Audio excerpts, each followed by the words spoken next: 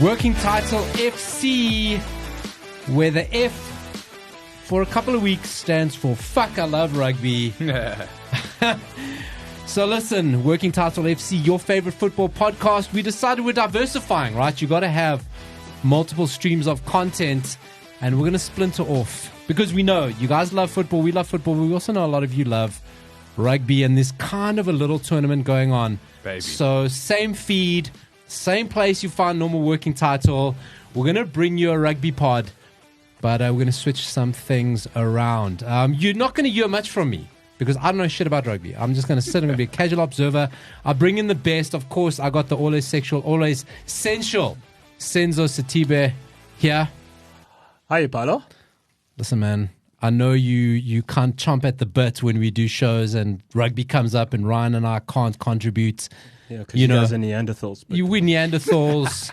The extent of our knowledge goes into, like, Ryan says, the Springbok jersey looks like Checkers 1660, kind of done with that. Which is a fair shout. There's a fair shout. Now, that other voice isn't Ryan Tinline, nor is it me.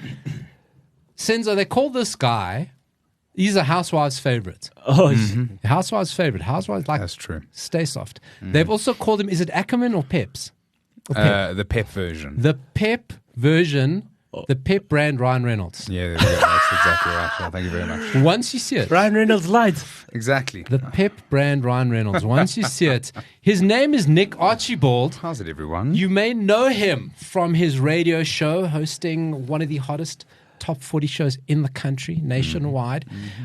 But good thing, great guy. Senzo, bad thing, you didn't like the school he went to. Yeah, that's like fair, yeah. I don't like the school you went to. I don't like the team he supports. But Other than that, all protocols observed.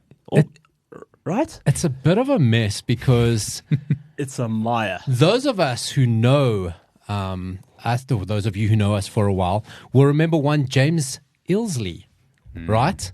And it's kind of like the school mass-produced them because Nick and James know each other from school days. Yeah. But I mean, that's what happens when you go to such schools. You Exactly, yeah. You What, stay, what was stay in the water, together. Nick? What was in the water? Privilege. Almost too much, if you could say. Yeah, bro. All right. Also being in 3 suburbs, bro. All right. Yeah, across the 3 suburbs, That's bro. hilarious. That is true. Listen, the school, can I mention the school? Or you want to mention the school? Yeah, St. Stithians Boys College. Since 3 suburbs, for those of you who don't know. Peter Place Girls High. There we go. That's Okay. the one. 1, 2, 3, 4. Yeah, that's about right. It's Yeah, 3 yeah. suburbs. It's entrances, multiple points of entry. They have 2 different load shedding schedules. Literally. That's how massive. That's how Yeah. the school sits. But anyway, that's enough bullshit about school because I'm a grown ass man, and that's really. Are you though? No.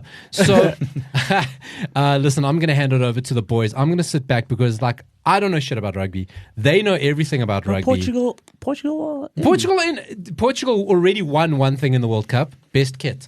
There we go. That is true. They won best kit. I'll give you that. Not too shabby. They won best kit, so we'll take that. But I'm going to sit back. I'm going to shut the fuck up. I'm going to let these two take over. Working Title FC, the rugby takeovers. I've already named it like 3 different things. That's what you can expect from Working Title FC. You make it up. Exactly. We just keep going. WTRFU. WTRFU, I like that. WTRFU. I'm not re-recording this opener. Yeah. Yeah, I don't think you should. Okay, start again. Gents, over to you. Archie. Yeah, well, yes. I see. I'm with the big guns now. I'm kind of like scared. Oh no, don't be scared. I'm more scared of France, to be honest with you, when it comes to the World Cup. Allez le bleu. Allez bleu. I mean, let's start. I mean, for me, what did you think about the opening ceremony? Let's start with the anthems. Did you hear the anthems? Oh my God. The anthems were dog water. They stole dog water and they haven't changed it. Sorry. And I love the fact that we're celebrating children. Now. And there's like 6, 7, 8-year-olds who have learnt every word. It's so wonderful. Why are you taking a creative approach on a national anthem? Well, it's better than, remember when they got Raz Dumsani? Flip. There will never be a travesty worse than that. I was at the Darnie Craven watching Stellenbosch or Marty's versus, I think it was Picker, when Kurt Darren sang the national anthem. Ah, but bro, it and must have been rocking. Bro. I was with Kurt having beers at like 2:00. Macy. No, listen, the national anthem was butchered that day. Anyway, that's how it kind of feels. But could Darren staple die, bruh? He does it for the people. But yeah, genuinely, what do you think about France? Because I'm scared now, since I'll be honest. What scares you about them? I mean, we dismantled the Springboks. We dismantled the All Blacks at Twickenham, like second to none. I've never seen such dominance from a non-All Black team in the last 10 years. But look, in their defense, look, we did demolish them, but in their defense, I think they were also a bit cocky because they just come off winning the Rugby Championship, and then they had Australia back-to-back, and then play rugby for like 2 or 3 weeks. Yeah, they had it easy with that Australia back-to-back. So we had like 4 weeks on them. Yeah, and I suppose we played not a decent Welsh side, but at least a physical Welsh side. Bro, you can only be like, what's physical to a South African? No, exactly, true. But yeah, I suppose, I mean, I don't know, but beating the All Blacks 27-13, that's a good opener. No, we spent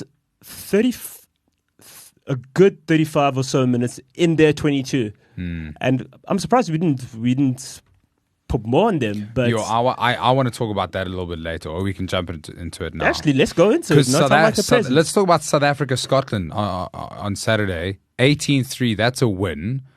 What did you think about the game? Because I have the exact same point about parking as the Springboks parking in the opposition's 22 and not converting. That worries me. I think guys are trying to. I think Oaks are playing within themselves because they realize the pressure that's on them, and especially after the statement they made after the New Zealand. I mean, with the New Zealand game, not after the New Zealand. You know, the pressure's on, the heat's on. So you know what? You can only take it one game as it comes. And yeah, I suppose also like I was having this conversation with a mate of mine about how Scotland are 5th in the world. That's not a joke. Like that's. Yeah, top five in the world. They're above England. They're above Wales. They're above Argentina. They're above all these other teams. Above Australia. So, like 18-3 looks like a shitty scoreline in inverted commas, but I don't think it quite reflects how dominant we were. But like, you should have heard the pundits from New Zealand, from Australia, and like. Even the UK, like they were making so much noise. Oh, could this be an upset? Could this be? I was like, are you guys joking? Thank you.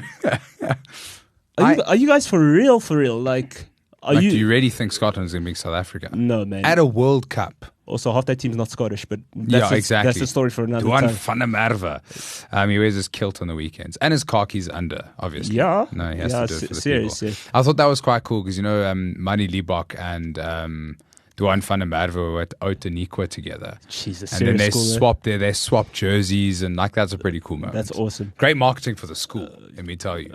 Well, did you see what Mani Liebach did? He pulled a Ronaldinho, bro. Yeah, that's Liebach, unbelievable. Like a lot of people, he won man of the match, which a lot of people were surprised about. I wasn't. And Sia said it best. I'm sure it's been going viral across like social media, like talking about how they're a team. And we overly focus on kicking, and we should, because we've won every single World Cup, and every single World Cup has been won on kicking, except maybe the New Zealand ones in 11 and 15. But do you think 2019 was won on kicking? Yeah, 100%. Yeah, Andre Paulo didn't miss a kick except for his first kick in the opening game. Then he was 100% after that. But Paulo is something special. Paulo, when he gets into a good rhythm, is terrifying. But like the fact that like Sia could speak so openly, like no, if we're stressing about Mani's kicking, then Faf picks up that because like Mani Liebach has an attacking 10. Oh, he's something else, eh? That kick, as you mentioned, he's so something else. Do you think do you not like about Liebach? It's something very different because you don't really see that, and you don't really see that from South African flowers. Well, Springbok flowers, let me put it, because we have a certain way of playing, and it's worked for us. Yeah. But I think with Mani Liebach, if he can just get rid of the nerves when it comes to taking the three, because he gets better as the game goes on. I don't know what it is, but like for somebody who's still new to Test rugby, I mean, the go forward ball it's actually frightening. It is frightening, and I also think like the way that Jacques Nienaber and Rassie Erasmus have like structured the team around the way he plays. I mean, and also from that New Zealand game that we played at Twickenham when we beat them, I think Damian Willemse finally finding confidence in the 15 jersey is huge for us. Because I was like, I mean, before that game, I was like, Willie has to start just because we don't have a general. We have no one who has confidence or leadership in the back line because Money is focusing on his kicking and this oaks there, and Lucanio Arm is out. And then Damian puts a performance in like he did against New Zealand. What do you mean? Is Lucanio really out? No, I'm joking. No. But I mean, like, I hope he comes back. But I mean, I think like the fact that you can have a Damian character now who's full of confidence, beaming, with Kirtley Aronson, Ches and Colby on the wings, you go kick to us and watch what happens. Oh, and Kane and Moody just for fun. Yeah, Kane and Moody just for fun, who can play 13 as well. How good was he at 13 against the All Blacks? Get out of here. Shooketh. Shooketh. How old is he? He's second youngest Springbok, eh? Yeah, I think he's, To score a try or... But I'll double check that. But he's. I think it might be though. I think he's only behind Francois Steyn. Francois Steyn was winning World Cups when he was 21. No, that was outrageous. Also, he's now become a pundit, which I love. He was there on the TV, and I was like, "You're the goat." I've done it twice, eh? Our leader. only a select few have done it twice. only a handful. Yeah. But as I was saying, rightfully so, this team has been. Ninaba and Rassi, they've had a plan ever since we lifted good old Bill in Yokohama 4 years ago. This was always the plan. Yeah. This was always the plan. And also you saw the way that with the United Rugby Championship, with the European Cup, like we knew what we were doing. Yeah. We knew exactly what we were doing. And hey, shout out to them, man. No, I 100% agree. I also think like we've got to trust like the plan. Like I remember 2019 World Cup, like when we kept kicking, like we didn't have a Liebach to run the ball as well as Liebach would run the ball. Faf de Klerk had to kick, but he was also the best box kicker in the world at the time, you know. And there was a plan, and we won. And like people were complaining, but we won. Yeah, we were seventh. We were seventh coming into the World Cup, but I think now the pressure's on because, you know, you won a World Cup and then those guys from Britain and Ireland, five countries come and they still couldn't take us. Yeah. And then you do the Rugby Championship. Yeah, and you play all the big southern sides, But you know, do you know what the interesting thing is? I said good. And I remember telling Paulo this.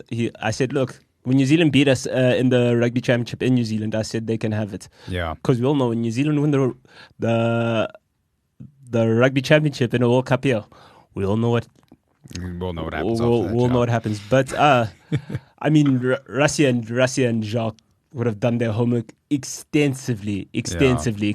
So this is not by mistake. Yeah, I think also like we have the squad to win it, and they've just got to get the job done quickly. What does your dream final look like after week one? Because it's changed what my dream final looked like.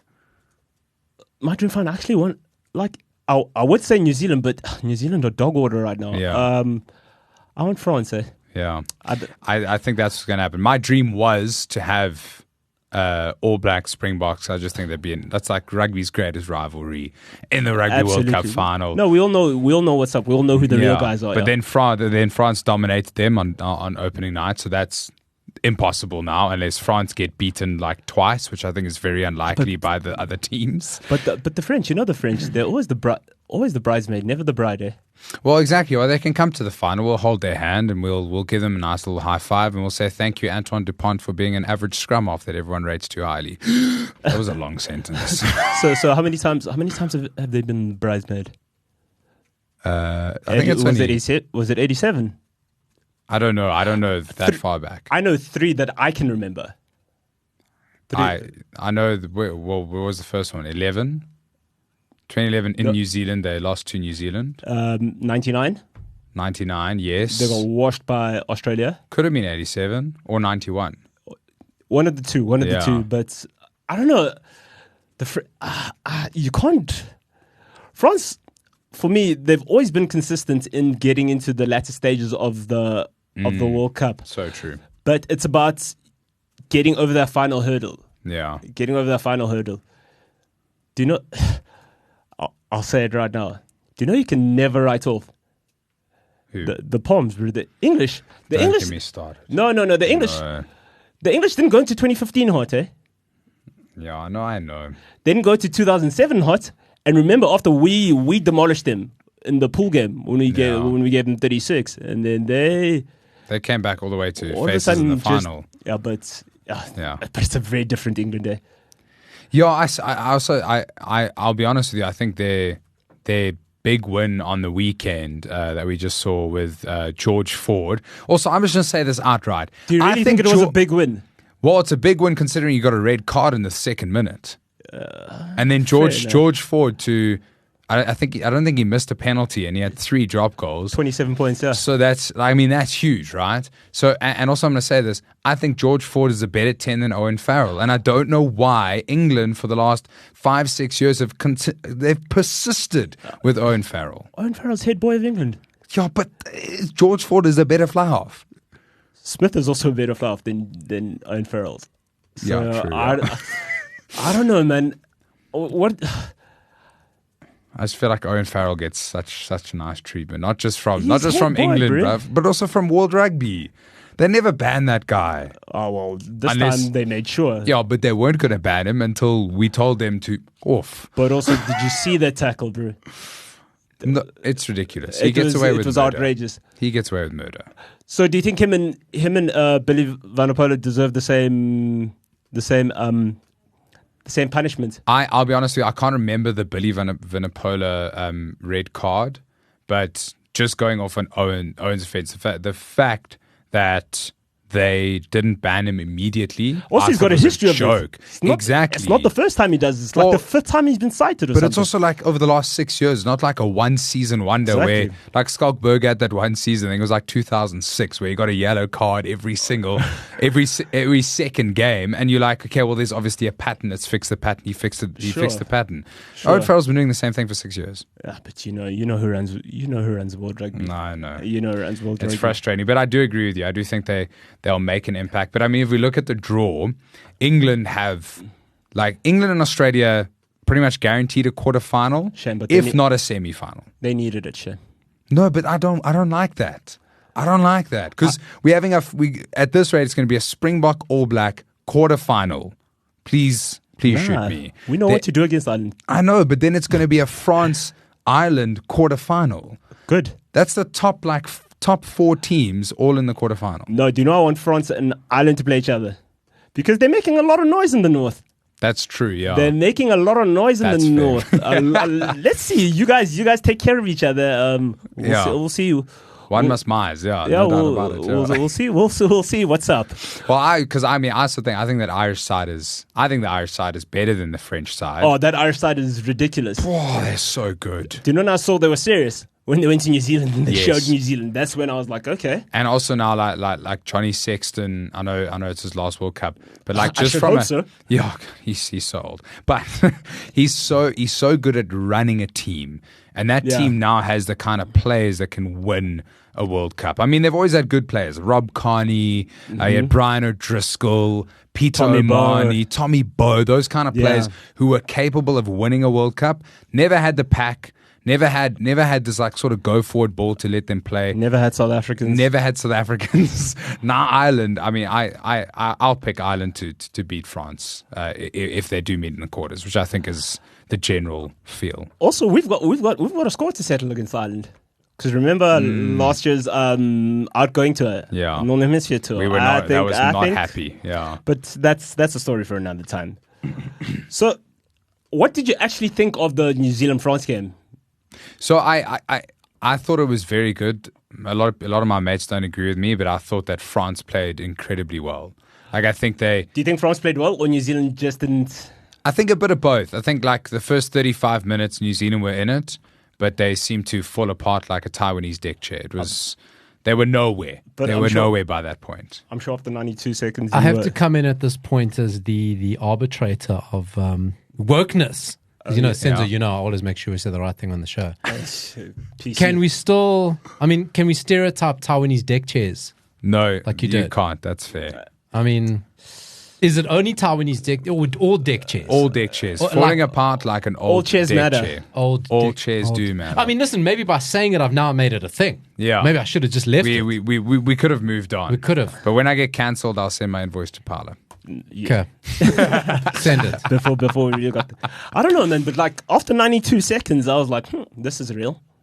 Yeah, well, that's what I thought. I think we clapped the cobwebs out of New Zealand. And I was then, like, and also I thought they would come out beaming because we they must have been licking their wounds. right. And I mean, Scott Barrett, to get his red card that he got against us. It was unfortunate. It was unfortunate, but to rattle a player who, in any other situation, is completely unrattled, someone Yeah. who has won 7 or 8 different titles with the Crusaders. With his brothers. With his brothers, who's one of, Scott Barrett's one of the most calm rugby players on enforcer, but calm. Yeah. To rattle him enough to get him to make 2 stupid mistakes and get a red card. I was like, this oak is going to be fine.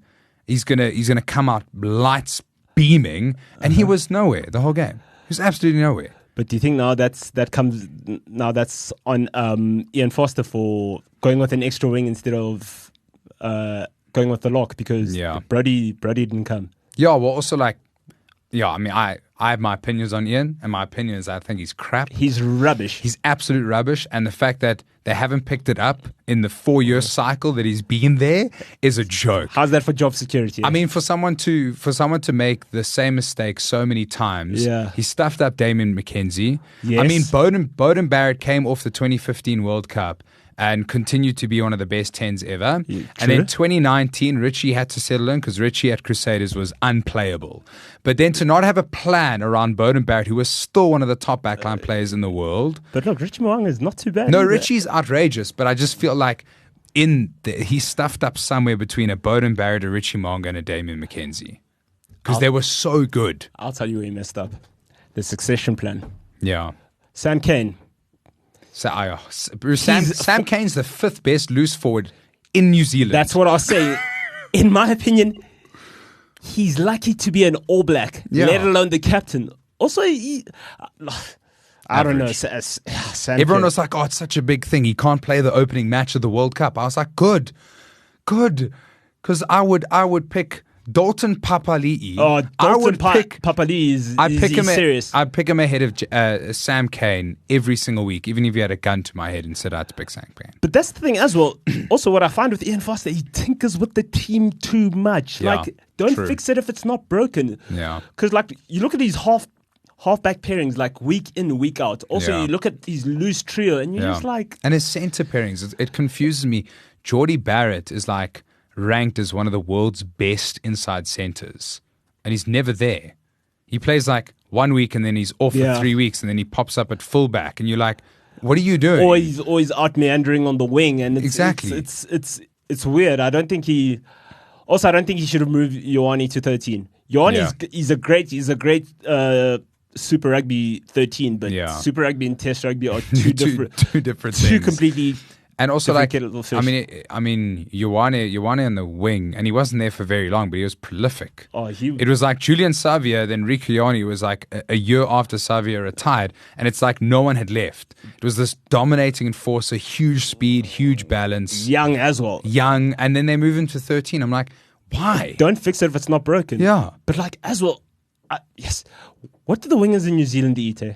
I don't know, but I know Mark Talea, he's half South African. I learned that this weekend. His father's South African and his mother is Samoan. Which half is the South African, top or bottom, or left or right? A little bit of both. A little bit of both. Left and right. Yeah. I knew he was South African after that goose step against Australia. She was. I don't think I've seen. You don't see moves better than that in a Sydney nightclub. There we go, 100%. I love him. No, Mark Talea is great. He's great, but I don't know, man. Do they really need Mark Talea? No, they don't. But they've now made Rico Ioane a 13, so now they do. Fact. Because I feel like all the half decent wings have either been moved to 12 or 13. That's true. Because they're good, but I don't know. But I don't know about the back three. Ian Foster, like, the only guy I think who's actually guaranteed a starting berth in that team is who's this lad? Who's this lad again? His name escapes. Richie Mo'unga. Yeah. But that has to be concerning for the All Blacks because like if Mo'unga doesn't fire, they can't go. Yeah. Well, also like my thing is also like you have to play Bowden at 15 because he can come into the 10 position, and it's fucking Bowden Barrett. Can we all just calm down? It's Bowden Barrett. He's a bit of a revolving door. His name is Bowden. I'm gonna say it's Bowden Barrett. But he's a bit of a revolving door, so. He is, but if you're going to commit to him at the 15, then why does he play 10 against Argentina? Why does he play 10 in the opening game against the Wallabies? Play him at 15. Plays 15 for the Blues. You play him at 15 for the All Blacks. So if you're Ian Foster, what's your backline? Aaron Smith, you have to. World Cup winning scrum off. Yeah, it's an old head, and like there you need. Yeah, you need, got to have Aaron Smith. Richie Mo'unga's a game winner. I'm sorry. Yeah, and he knows how to win finals. How many Crusaders finals has he won? All of them. All of them. Literally every single one. And before him it was Dan Carter. So that's a non-negotiable. How's that for a succession plan? Eh? Yeah. Then Geordie Barrett has played 12. 13 I don't care about, but it's going to be Ricky Owani anyway. And then I don't really know their wingers because I feel like they change all the time. But Mark Talia is just, I can't believe how dominant he is, how small he is. Will Jordan, dude. Will Jordan is outrageous. Will Jordan is something. But he made too many mistakes on Friday. But you got to give him a go because I think he had the record in Super Rugby this year or last year. Yeah. But again, playing under Richie, you have that sort of thing, and Bowden has to play 15. So no Clark. No. Are you Caleb serious? Clark on the bench, man. Caleb Clark is Cameron Clark. Caleb Clark. I hear you though. I can see where you're coming from because it's either he's like explosive for like the first 20 minutes or the last 20 minutes. Like he's also his work ethic is a bit. He knows how to hide. Yeah, he's one of those wingers who know. Whereas Mark Taleo will like take the ball off the ruck, like he'll run a short line. Mr. 92 seconds. But like, I don't know. Do you think it's a thing of being too spoiled for choice if you're Ian Foster or like, because see the All Blacks, because I was like, look, it's for once, the pressure's, I was like, not on them. They get to enjoy going into this world because the heat's not really on them this time. Yeah, we're only focusing on 3 teams, the Springboks, Ireland and France. That's it. Exactly, especially after the past 2 games the All Blacks played. No, exactly, yeah. I don't know. I don't think Ian Foster is as clued up on how the New Zealand Rugby Union works as a Steve Hansen was. You know, Steve Hansen was there for a lot longer before he became head coach. I don't know he was Graham Henry's assistant. Yeah, for a long time. Yeah. And I think I'm not being an asshole to Fozzie. But I don't think he's quite aware of how everything works. But to be fair, I mean, Hansen also landed on, the greatest team to ever play rugby, the All Blacks between 2010 and 2016. Hey, but he went back to back like the cover of Lethal Weapon. Exactly. He didn't feel anything. He repeated, baby. Whoa. Back to back like the cover of Lethal Weapon. Nick, I think that might have gone over your head. That's straight over my head. It's also a Drake reference, but this guy right as well. Lethal Weapon, fantastic movie from the 80s, Mel Gibson. So you're not too old for this shit? I'm clearly too old for this shit. So iconic movie poster, buddy cop movie. They're standing back to back holding guns. That is GOAT level reference. That's iconic. Drake as well. I'm going to search points. it right now. You got to, if you're listening to this is what this pause is for you to quickly grab your phone, Lethal Weapon, movie poster. Nick's just seen it. Back to back like I'm Jordan 96, 97. There we go. You see. It, Drake reference as well. Yes. We yelled at. Same song. Same song. Back to back. Okay, nice. No, but with that being said, but Steve Hansen was clearly paying attention. Yeah, true. He was paying attention because before that, nobody had ever successfully defended a Rugby World Cup. Do you think Richie Mo'unga peaked too early for New Zealand rugby? Because he peaked in 2018, and that caused an issue. Because who was the best 10 in the world in 2018? Bowden Barrett. So in 16, because Dan Back Carter, to back. I know, but Dan Carter finished 2015, best rugby player the world's ever seen. There's no argument about it. Richie McCaw's also in that conversation, just by the way. Richie McCaw's just really good at cheating. No, he's really good at knowing the rules. Yeah, he plays on the fringe. Eh? And you know he's a helicopter pilot now. Yeah, Yeah, Must because he I tell- enters from the side. So let me tell you something about Richie McCaw. So in a rugby game, I don't know about lately or today's rugby. When Richie McCaw was playing, there were on average 72 rucks in a game. On average, Richie McCaw would get to 26 of them first. Yo. And on average, he was never more than 6 meters away from the ball. No, that was a workhorse. I do think he's the greatest rugby player of all time. Who, Richie McCaw? Yeah, ahead of Dan Carter. But that's also because I was a forward at school. How dare you? I know it's disrespectful, and I know I'm treading in waters that are unknown at this point. How dare you? But as a forward, he's the greatest rugby player ever played. Mate, But Dan Carter was outrageous. do you know New Zealand broke their rule for Dan Carter? No, I know. He went to go play in Europe, Yeah. and he still played And for they the still All Blacks. picked him, yeah. The only one, first one. That was it.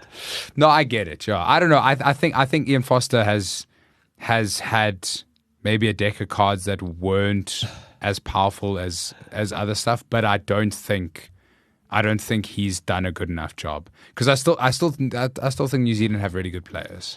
I mean, New Zealand, Ardie Savea. it's New Zealand. Get out of here. Ardie Savea, Dane Coles, Tyron Lomax, Yo, no, they Brodie Retallick when he's fit, yeah, Sam Whitelock. and such experience as well. Like, Exactly, that's the thing. Like, do you think it's also it's got to do with the leadership problem? well, I'm still shocked that they picked Sam Cane to be the captain. It's wild, eh? Because in my opinion, and a lot of people argued this with like Asia Khaleesi, for instance, your captain must make your starting 15 before they're captain, and I stand by that. And a lot of people argued when Sia Khaleesi became captain, he wasn't the best six, and he wasn't the best six, but he was the best loose forward in the country at the time. Fair enough. Because ball carries and you best loose forward. in the country at the time, playing like in the South African leagues. So Peter Steph Toy just didn't exist. That's a stretch, yeah. What do you mean that's a stretch? No, I'm saying I stretch, not you. Yeah. Yeah, but what I'm saying is like Yeah. Sam Cane is not even the fifth best loose forward in the country. He's And he's not terrible. He's just not better than anyone else. So why are you captain? Ardie Savea guarantees the number 8 jersey every single week. his parents built the pavilion, bro. There we go. The pavilion. That's why he's playing number 8. Love it. So, funny enough, you know Mark Talia's try, his 92 second try. It's the earliest a try's ever been scored in a World Cup opener. Really? Yeah, it beat Kirli Golonitsky's try in 2019 in Japan. He scored after 4 minutes and 45 seconds. That's quick, 92 seconds. I thought we were on one. I thought New Zealand were about to. I was like, here comes demolish 50. The French, yeah. I said, there's nothing worse than a All Black retaliation. But I mean, there obviously wasn't. Wales, Fiji. Can we go there? Yeah, of course we can go there. Did you see the controversy? The Fijians. Bro. No, the Fijians just keep losing out, and then that last minute long pass, a bit of a knock on. It's heartbreaking, eh? It was heartbreaking. I also think like Wales are so crap, and I'd far prefer Fiji going to a quarterfinal. And also, there's bad blood there because this is the 5th World Cup in a row that they've met. Yeah, I feel like they're always playing against each other. But I mean, historically, Wales have been far better. Well, looked far better than they did.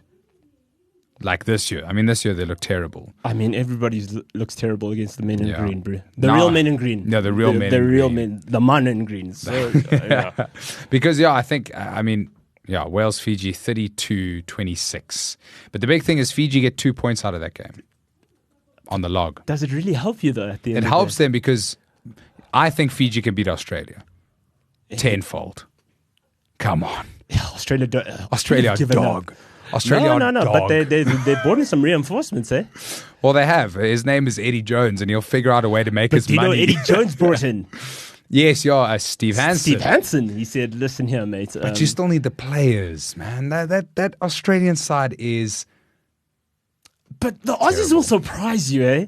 I know, they always do. The Aussies will surprise you. Like, I'll never forget the iconic 2015 World Cup final with Australia, New Zealand. it wasn't really much of a final. I mean, Okay, the real well, final yeah. was the week before when they played us. When New No, Zealand played. true. That was a bit of a sad one on the draw side of things. Flip, but eh? still, like that were like the Wallabies were so good that year. So good. Like remember Bernard Foley? When Foley was on I'm one. surprised they dropped him. They should have taken him. And they dropped Quade Cooper as well. But Quade's a geriatric. Like, he wanted to go do the boxing thing. And, Cooper. Oh, Cooper. Quade Cooper. Quade Cooper. But also the Israel Folau. Also, do you know what the problem with Australian rugby is? It's the culture. They don't know who they are. The culture's rubbish because they're always making headlines for all the wrong reasons. Yeah. And I think, I think that's why they brought Eddie Jones back, because they're like, nah, this can't go on. Also, like, I mean, Australia as a country, like I think it's like the 9th most played sport. Yeah, and Rugby. it used to be. It's behind ballet. I mean, We can check me on that, but I'm like 99% sure that ballet as a sport in inverted commas is more popular than rugby. but we all know what the Australians care about. That sounds unreal. I'm actually going to search it right now. It's like it's fifth. I think it's fifth. Like, okay, the Australia's ballet thing in ninth, like, but I mean that rugby. But I suppose they do have Rugby Aussie union. Right, well, okay, yeah. Oh, well, that's what I'm saying, because Aussie rules league is big. and league is big. But ninth, Yeah, Yeah, it's very. I mean, very they'd have low. like put soccer above it. Cricket makes sense. cricket, bro. Basketball, Probably. Yeah, because they're pretty probably. decent. they are good. Swimming, Swimming, hockey, netball. netball. that's wild. Cricket's lower than netball. What do you mean? Cycling is 6th. What do you 7th is soccer. Sorry, I'm just. Netball. Yeah. Oh, 7th. but it's because Surfing is 8th. Bondi Beach. Let's not Bondi Beach. let's not be stereotypical, you know. Golf is 9th. so it's Tennis is 10th. It's not even in the top it's not 10. even the top 10. That is out. So they're not Outrageous. getting the players. I mean, that's like the joke of us when we weren't very good, like from sort of like 16 to 18 before Rassie and Jacques came through. It was a joke. I mean, I Even think 15, I think we were. At Like- 16, we were terrible. Yeah. but like per capita, I think we have Would like would I be saying those are the Peter de Villiers years and the No, fallout? Peter de Villiers was before that? 2011. Alistair could see it. Alistair could see it, yeah. Right. But that wasn't the right decision. We can delve into that in another episode. But I mean, so like just on my point, like Australia, they don't really have the players. You can have the Steve Hansen, the Eddie Jones, but like I look at like Michael Hooper. Michael Hooper, okay, maybe would never have actually played for any other country, but he was like one of the best open side flanks in the worst team in the world. I actually except felt sorry for 2015. him. Hugely, yeah. I And actually David, felt- like a David Pocock. Pocock on the ground was terrifying. The man with the biggest biceps in the world. You're that. Yeah, Yo, it serves I'd climb him like a tree. It Wow. serves David Pocock right. Should have come play for us. Yeah. But he wouldn't have played. He wouldn't have made it. Actually, I don't know. No, I think he would have made it at his time. I don't know. Because the one thing about Heinrich Brousseau, he was brilliant, but he never adapted to the rules. That's why I say Richie McCaw was so good, is that he played in like Skullduggery, man. No, but Richie McCaw played in like 7 different rule changes of the breakdown and managed to figure out every single one of them. Paulo- That's impressive. So, like, Paulo, Richie McCaw was like, you know Ferguson? Fergie time. He was a great exponent of Fergie. He knew. He hit you psychologically. Greatest of all time, it is what it is. No, come on, man. Come on. I'm on. gonna Stop. I'm gonna keep saying it. Stop it. Stop it. No, but like Australia, they just have a real. It's a culture thing for me. They need to get it right, and then also bringing back Eddie Jones like so close to World Cup. He's only had like 5 tests. No, exactly. And it's the same with England. Like they got rid of Eddie Jones for whatever reasons, but they were like 9 months out to a World Cup or a year out to the World Cup, and then he pops up in Australia. Like that's not gonna do your team well. Like what are you doing? That's true though. But England are doing in England. all the time. The English, when they're onto something good, they won't let it go. I Yeah. mean, you hear in football terms, bro, we're still hearing about 66. Yeah, exactly. We're still hearing about 66. But it's so true. It's also like You know, I mean, he got it was 2016 when they won the Six Nations and they didn't lose a game.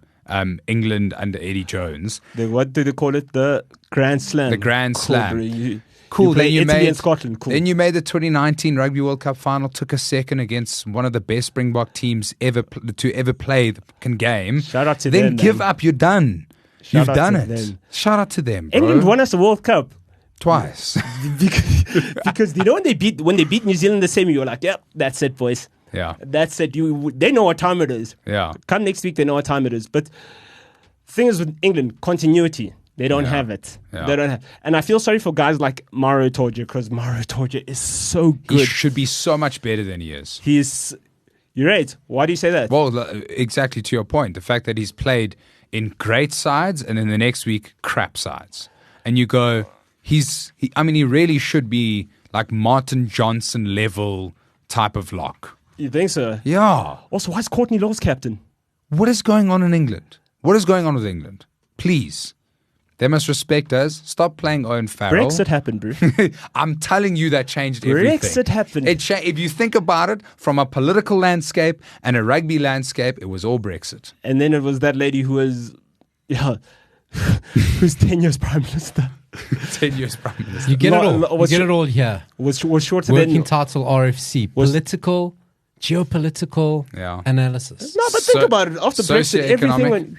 Yeah, it's all fallen down. It's all happening. Yeah, they've also had 7 prime ministers. So looking forward to tomorrow is Thursday, the 14th of September. It is, eh? It is. Just so you know, France and Uruguay playing. That's a write-off game. France by 60. Yeah, France by 60. New Zealand, Namibia. New Zealand by 90. They need a good win there, to be honest with you. It has to be triple digits. I want to talk about, because this is stuff that fascinates me. The Namibian guy who is like all over because he does not look like an athlete. Who is that guy? He looks like the local butcher. He looks like a Windhoek. He looks like a Windhoek. Dumpy. What's his name? I love him. I don't know. I love that guy. You've seen him. We've seen him. No, I know exactly who you're talking about. He's like exhausted, like in the 3rd minute. He's completely wrecked. I love him. Windhoek, bro. No, the Namibians, I mean, Namibia is one of my favorite countries in the world. Also, like, if you blink, you'll disappear in Namibia. Like, it's like Bloemfontein. I've never been Like, you there. blink and you miss it. Really? What I'm saying. What are you going to go do in Namibia? I don't know. I want to go there. No, you must go there. Iconic. Yeah, You won't. say it. You People will say it's good to weirdly go. not find a Windhoek beer there. Like, you have to really search for those. It seems weird. Yeah. Good time, though. Did we just Good landlord time. their beer? Yes, yeah. No, it's a beautiful thing. My favorite beer, actually. No, but you aren't the first person to say that about Namibia. Because like a lot of people say, actually, Namibia is actually quite cool. No, it's a beautiful country. Paulo, this one's for you. Wales or Portugal on Saturday? Oi. I'm all over that. I am all over that. I remember Portugal, the first time they made the World Cup, they were like sniffing around every South African kid with like any heritage or lineage into Portugal. Because they're like, listen, we don't have rugby players. South Africa has rugby players. So they phoned South you. Africa has Portuguese. Hey, geez, I could have even got in. 100%, yeah. Paulo Diaz I'll and tell the you one fly thing. half. It's unbelievable. You're a director. We love it. You know, I'll tell you another thing that the one thing I remember from the last time Portugal won the World Cup, they won the anthem singing competition. Yeah. They're going to sing those little I was kids. going to say Portugal won a World Cup in which Yeah. sport? No, man, the anthem singing. Not football either. They love. Yeah. They get so passionate and they get trounced. Hey. Oh, that's going to get ugly, hey? But Ooh, Wales. I don't. Wales are. Okay, to give, Thing is, Wales need to get as many points as they can Oh, now. bro, like, if because you they're make going to be it- facing Australia. Fiji are going to be Australia. Then they have to beat Australia as well. You're really sticking to your guns about this Fiji's Fiji beating Australia game. I just want to see it because I think Fiji beat England. They nearly beat Wales on the weekend. They got unlucky with some refereeing decisions, but they nearly beat them. As they Brandy just, says, almost doesn't count. I know, but they're just such an inspirational team. That was brilliant. Island Tonga is a write-off. South Africa, Romania is a write-off. Oh, after what Ireland did to Romania, Shame, man. And I now they have think to we- face a real team. bro. If I'm Jacques Nienaber, Kurtley Arendse, Kenan Moody, Cheslin Colby, That's the Damien back Willemse, three. Damien Willem, all of you are playing. Yes, yeah. Let's go break We that are record. going to step these guys Yeah. stukkend. Yeah. Well, I was saying to a mate, like, let's get weird against Romania. Let's play like Kwacha at 13 and let's play Ibn Etzebeth at 12. Just for gears. No, man. Imagine. Outrageous short balls. Sia at 10, our leader. Sia at 10. Then you put, then Kitsov can play 9. Kitsov's definitely playing 9. I'm about it. Yeah, 100%. And then Faf. And then we put Malcolm Marx at 6. But be a huge flank. But doesn't he play 6? He plays false 6. He does play false 6. Bro, because when that guy gets to the ruck first, it's he's you game know over. what time it is. Our Springbok side, and I love a player like Malcolm Marx, Bongyo Manambi, Stephen Kitsov, Dwayne Vermeulen.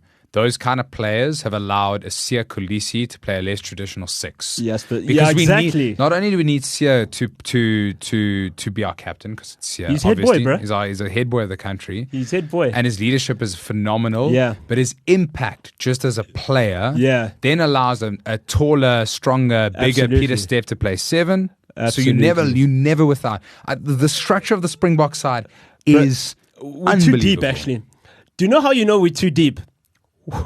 When we went with a 7-1 bench against New Zealand. It's so disrespectful. I love it. Disrespectful is not even the word for it. Like, what? Do you know what I think it must be like being a South African forward? Like, if you have just a bad 2 minutes, you're like, oh my word. Like, I'm getting dropped. Replaced, yeah. I'm getting so dropped. But also like that, like Sia was saying in the press conference after the Scottish game. He was like, it doesn't matter. We're going to give our all.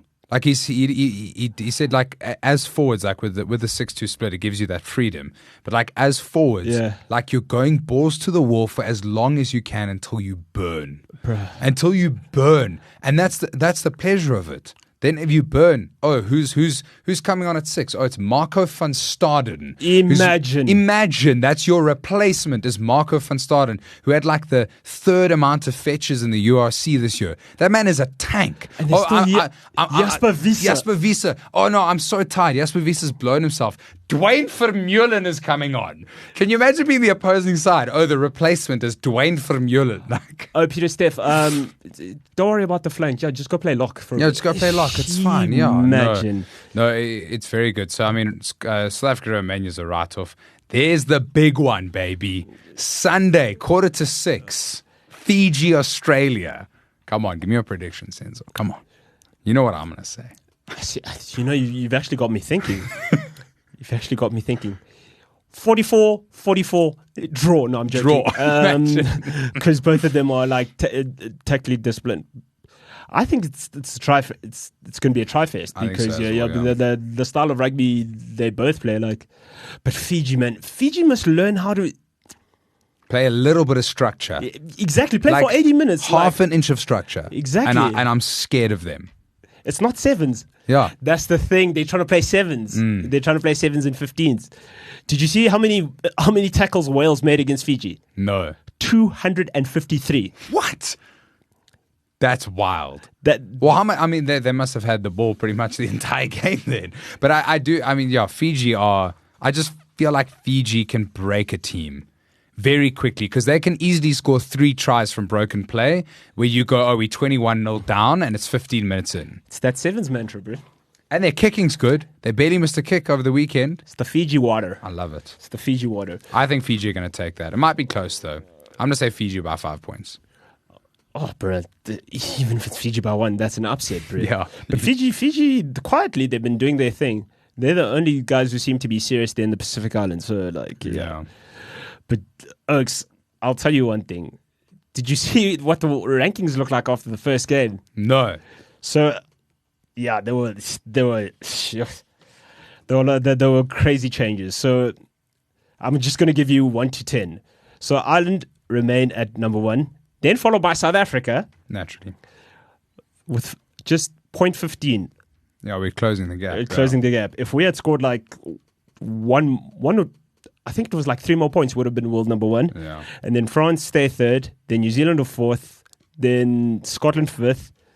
England climbed up 2 from 8th to 6th. Shocking. Australia climbed up 2 from 9th to 7th. Wales climbed up 2 from 10th to 8th. Fiji fell 2 from 7th to 9th, and then Argentina fell 4 from 6th to 10th. Yeah, the Argentina one, I'll be honest with you, for the Argies to lose against a 14-man England side is pretty embarrassing. They're far better a side than that. It's Michael Checker, bro. That guy knows how to stink up every place, bro. Every place. That's disappointing. I'm not surprised. I'll be honest with you. I think England played well to get another 2 spots up. I don't think Australia played that well. Please respect us. What did they even do on the weekend? I don't even think they beat Georgia 35-15 and you go up 2 spots. Georgia. Get out of here. That's not impressive enough to go up 2 spots. But they've given up though.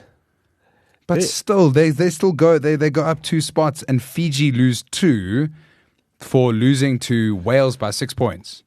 I don't understand the rankings, but anyway, I can see most of it except for Fiji falling. So maybe I'm in love with Fiji. I'm getting that vibe from the Fiji water. It's the Fiji water. Fiji water. So like, we fell 1 point short of being world number 1. Yeah, essentially, yeah. Also, they can keep that world number 1. Honestly. I don't need it. I don't want that kind of smoke also. No, but also, yeah, I mean, the pressure's on Ireland. I can't wait for the South Africa Ireland game, and we'll definitely cover it in the podcast in later episodes. Absolutely. That's going to be a great one. But, I mean, honestly, this weekend, other than for Paulo, of course, Wales and Portugal, this next, second round, there's barely a game here. It's all like... England, Japan, South Africa, Romania, Wales, Portugal, Samoa, Chile. Do you think Japan can take England? No. Because, Eddie Jones is not there anymore. No, but Japan are just not... I mean, they're all saying it. They're not. Japan are nowhere near where they were in 15 and 19. It's Eddie Jones factor. Exactly. Yeah, so, yeah. And I think all those players who did well in 15 and 19 are sort of semi-retired or on the back end of their careers. So I don't think they're going to do as well. Also, England will be beaming with that win. As long as George Ford starts and not Owen Farrell, then I think they'll beat Japan. But they're going to make space for the head boy, bro. They're going to make space for the head boy. So angry. But here's an interesting thing. Do you think the South Africa leaving... effectively leaving Senzo because of Super Rugby. Do you think it didn't do New Zealand and Australia any favors? No, not at all. I think it really stuffed Australia up more than it did New Zealand. No, I think it messed New Zealand up more. Well, I mean, Australia have been useless, I suppose, forever. I think it definitely has. It's made an impact because now they're playing against Pacific Island teams and stuff like that. And to be fair, at one point it did feel like a Super Rugby was pointless because the All Blacks were just so much better than us. 16 to 18, it was really just a stuff up. But also the fixture list we used to get handed. That's when you knew Senzo doesn't love South African teams. Because I remember the Sharks the 1 year they had to go play in Christchurch. Go play their last home game in Durban, and then go fly back to Dunedin or something stupid like that in the space of 3 weeks. Yeah. What does that do to you? Well, exactly. I mean, that's the thing. Also, the benefit of being in the same time zone and stuff like that. Also, from a TV rights perspective. Oh yeah, absolutely. I mean, I loved it because I was rugby obsessed, and you'd wake up on a Saturday and you'd have a 6:30 kickoff, a 9:00 kickoff. You'd have 11:30 kickoff in Australia, then a 3:00 kickoff in Bloem, then a 5:00 kickoff in Loftus, and then just Durban for at fun. 7:00. Yo. Yeah, bro. And then maybe on Sunday you'd get Western Force. Yeah, exactly. Melbourne Rebels. There we go. Yeah. So 6 I a.m. do. in Perth. Yeah, I do think. I mean, maybe it's it's had a more later on effect to New Zealand and stuff like that. But yeah, I think they need to. New Zealand. I mean, Australia need to reassess across the board. But New Zealand are just not where they should be because it's not like the players have changed a lot. You still have huge wingers like Caleb Clark and you still have great 10s and whatever. Do you know where they missed the trick? Tell me.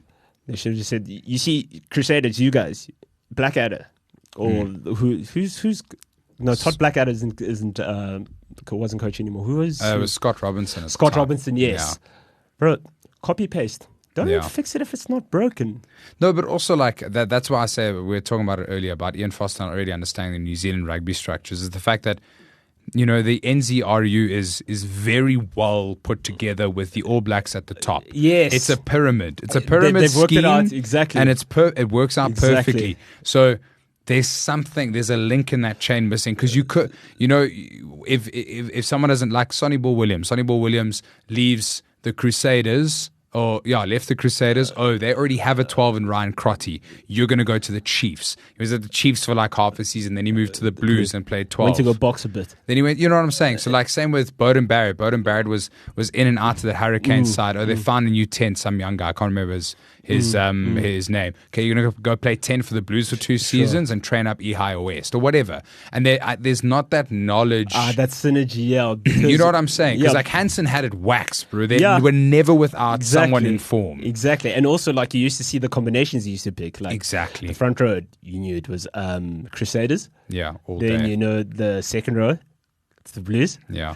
And then Richie and like 2 Chiefs Oaks. Yeah. Just it was yeah. So I do think it impacted New Zealand far worse than anyone else. But it's helped us because I mean we've now played, because I think like our biggest, I mean remember when the Lions played back-to-back Super Rugby finals and like 2 of them were Springboks? That's worrying. 16 and 17 or 15 and 16. That is worrying. And not like barely any of them were Springboks because they were playing a Super Rugby brand of rugby. Now in the URC, we're playing a Springbok brand of rugby. Yeah. Which helps us all. Absolutely. You know, that's why Money Liebach can have a shit kicking game, but be a general and, you know, make that like no look kick look very easy. Look, I think the European Challenge Cup, like, we'll get that right, but... You know, for now, we were like, okay, URC, hold my beer. Yeah. Hold my beer. Hold my Guinness. I don't know, eh? I don't know. So, my other question is that, like, if you are New Zealand, right? Where do you go? Like, what needs to happen? What do you even begin to fix? Fire Ian Foster. Well, they already did fire Ian Foster. Yeah. So I think that they've made the next big step, but that's why they might feature in the World Cup because they still have great players. Richie Monga, they have Bowden, they have Rico Ioane. They have Rico Ioane, they have Adi Savia, they have Dalton Papali'i, they have fucking Brody Retallick and Sam Whitelock. I think together have like 260 tests between them. You know, they have the players, so they could feature. But I think their best next step is already made. It was Scott Robinson has taken over. Well, speaking about New Zealand. So on the 10th, All Blacks call up Blackadder to 33-man Rugby World Cup squad 2023. All Blacks head coach Ian Foster drafts in Crusaders loose forward Ethan Blackadder as a replacement for the injured Imoni Narwa in their squad. So, yeah. No, they have players, bro. They have players. I'll see. I mean, I don't think we're gonna see New Zealand in the quarters, and we'll brush past them, and then hopefully a France South Africa final. But like, you're right though, because like, if you look at the New Zealand squad, 6 of them, this is their 3rd World Cup. So it's Aaron Smith's 3rd World Cup, Bowden Barrett's 3rd World Cup, Brody Retallick's 3rd World Cup, Cody Taylor's 3rd World Cup, Dan Coles' 3rd World Cup, and Sam Kane's 3rd World Cup. Yeah. That's the thing. They have the players. They could surprise us all, and I don't want them to, but they might just trash the Springboks in the quarterfinal, which will never happen because we are us. Bro. But I don't think they're going to feature too much. That's blasphemous. We mustn't worry about the All Blacks. We must now worry about France. Are you seriously scared of France? No, because we'll see them in the final. What do you think of Ramos? Nothing. I also don't see the hype, eh? I genuinely think the French side is average at best. Oh, but like, have you seen what they're playing with in the future? Have you seen the kids that got next? Yeah, I suppose there's a future plan, but I like Antoine Dupont. He's like the face of the Rugby World Cup. Like, bro, I don't think that guy's that good. I'm sorry. Please. It frustrates me. Sorry, I just don't think he's that good. You need a head boy, bruh. I know you need a head boy, but pick someone else. You need the Dark Knight. When Gotham needs a hero, who had to step up, bro? A really rich guy that Superman. wore a cape and he just beat guys up. I need you guys to help me out as we kind of like wrap up episode 1.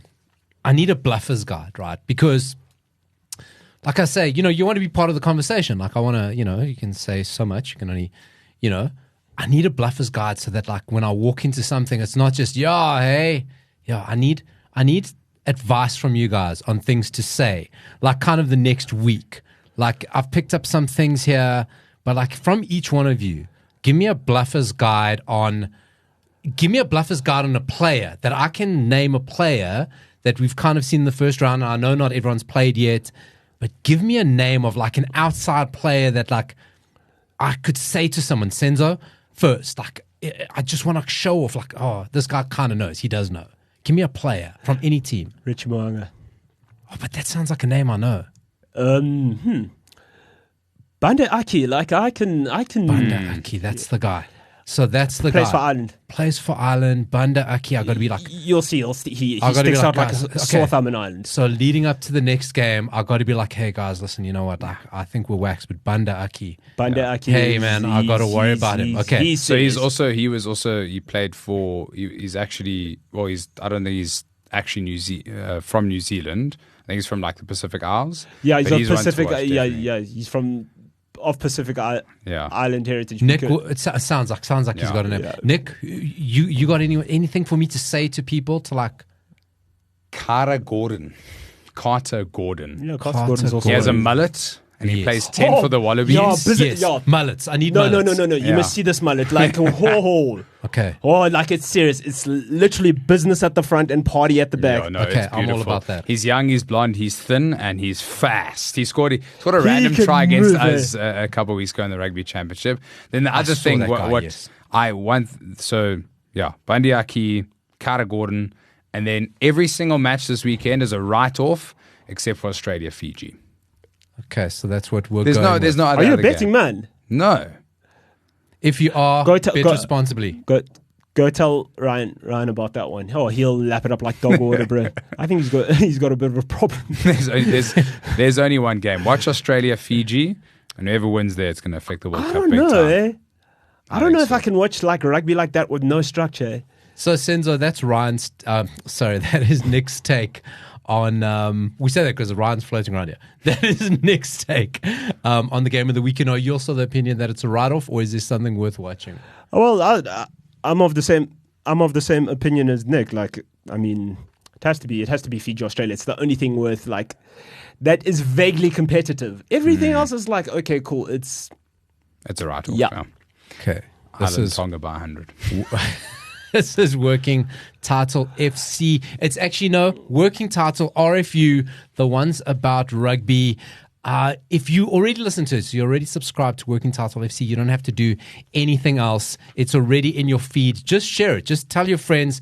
If you want to follow Nick, what are your socials? Nick Archibald ZA. And is that across the board? Across the board. His TikToks, this guy, you got to see this guy on TikTok. Sometimes. You must see the people sliding in his DMs. Yo. Oh, bro. I cracked some TikTok. Yeah, he definitely cracked You make it tick, vertical. eh? Someone's got to do it. He cracked TikTok. If we're going to let's just put it that way. Richard Archibald. I'm Working Title RFU. These are the rugby ones, and somewhere there's our music. There we go. That's how you know it's us. Give us a subscribe. Give us a share. And tell a friend to be a friend, to like and share. That's it. I love it. So we can all be friends. So sweet. Beautiful thing.